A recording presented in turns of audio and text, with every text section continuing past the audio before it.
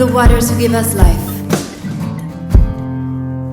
for the waters who quenched my ancestors' thirst, for the waters that will carry my great-grandchildren into the world.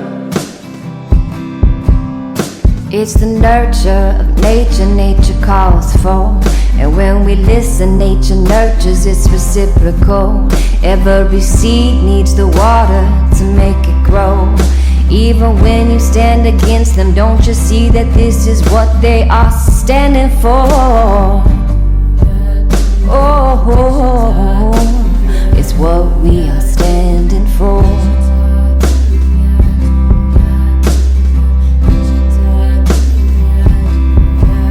And if grandmothers and grandfathers can stand on their tired bone, the place so welcoming yet still call it home. Where is our own? Where is your own? A rock worth standing for. A rock worth standing for.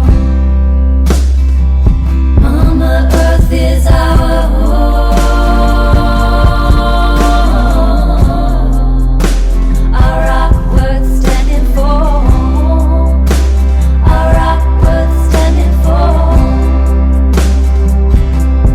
Though the nights are cold, they're by the fires drumming, praying for us all, even the ones that stand against them, bringing it to the basics, elements of creation. The tribes are gathering to pray, awaken the nation.